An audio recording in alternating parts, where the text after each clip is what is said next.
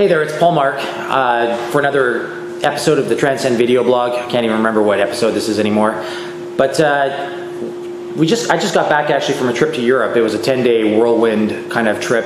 I was in Europe specifically for the Technivorm celebration. They do a celebration every 5 years, and so we were there. I got to tour the factory, and it was a great time. And we'll be running a video, putting together a video on the Transcend or the Technivorm factory and how that's put together in the next little while.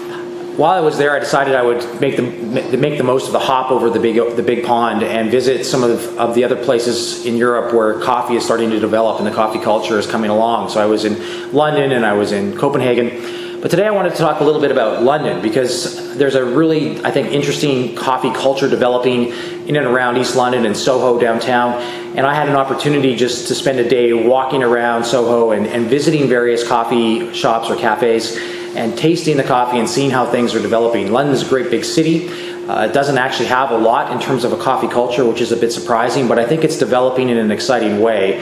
And I think, number one, Square Mile Coffee Roasters, Annette and James, they're having an impact on that. They're really pushing hard to see the coffee culture develop in London. And there's some great cafes starting up. A lot of Aussies that have moved into London and doing some great work. I visited one of the long-standing cafes in London, Monmouth. I visited Flat White and Milk Bar. I had an opportunity to meet the owner and talk for a while of a new cafe in Soho called Caffeine. And Peter's doing a great job. He's a hospitality guy, but understands the need and has a passion for doing coffee in a really great way in London. So it's been exciting.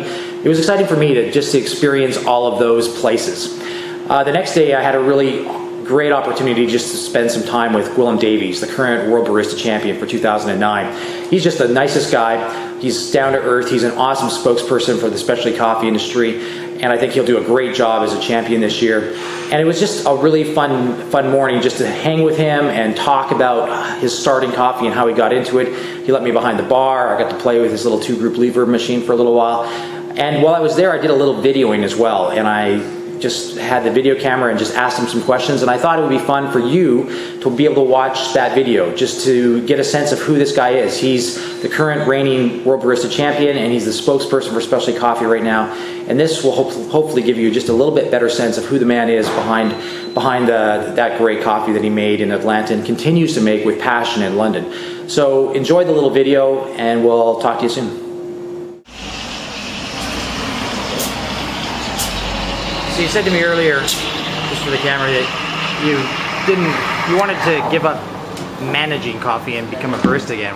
Yes. What's that about? Why do you like that? I'm a rubbish manager, and something I find myself in.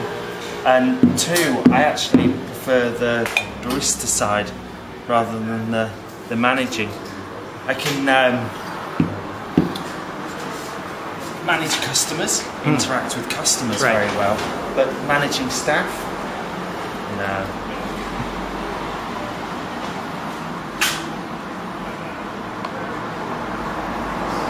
So, how long have you been doing coffee?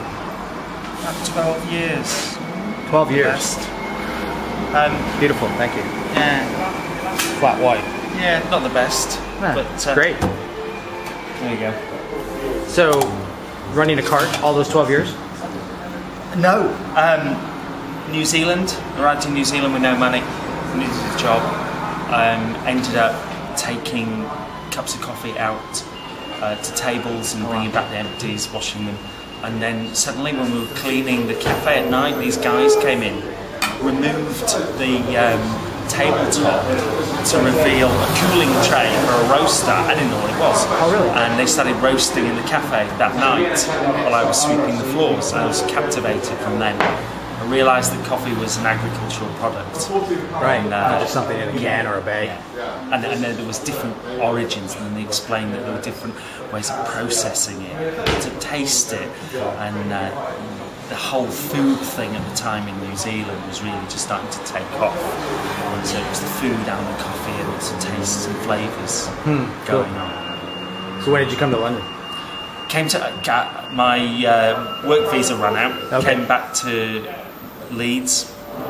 Couldn't settle in my old job. Came to London to look for this coffee scene. Wasn't there. Nothing. I spent a year just floundering around in rubbish coffee jobs. trying to find these people, as the internet wasn't as widely used then and not as effective.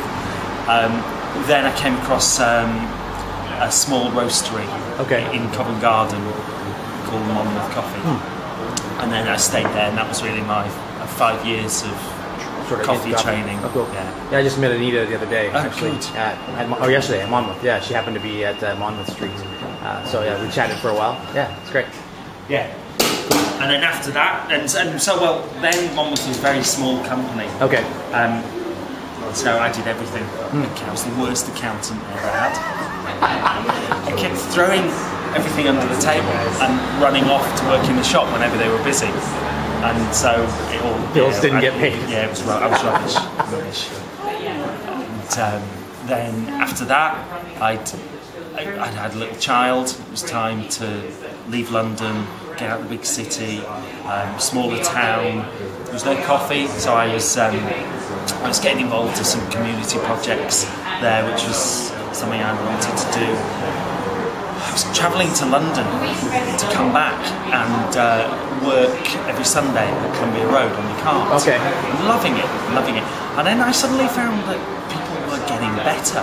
There was a surge. The questions people were asking me were different, and there was a couple of cafes opened where people were making really good coffee. I found myself falling behind. So it was time to come back to London, and Whitecross Cart was effectively a place for me to just hone my skills. Just sit there, no branding, make coffee. Just make coffee. Scruffy little stall, nice machine, nice grinder, and just make coffee, get used to it again. And I had this romantic idea that it doesn't matter where you are, if you put out a nice coffee, people will eventually come just through word of mouth. Cool. It happened. It took 6 months of sitting there, but I did learn a lot by just sitting there for 6 months and that's great. Trying things out. Do they want coffee? I don't know. I don't know what it is. We could be chatting. Could be chatting. Are you after a coffee?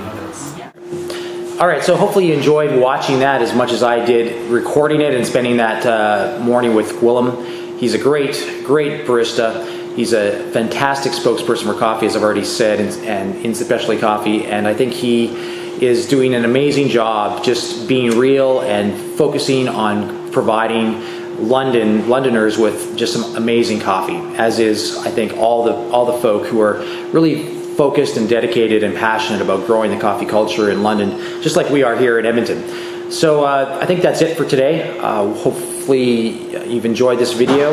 And one little silly side note on our departure from this video. Just if you have any comments, good or bad, about my crazy shirt, my wife would probably love to know what you think about it, because she thinks it's just a little bit loud. But I actually really like this shirt. So let me know what you think about Paul Mark's shirt. It's not a coffee shirt today. It's not a black t-shirt that was some kind of coffee paraphernalia posted on it. So anyways, enough of that. Have fun. Drink less more often. Bye-bye.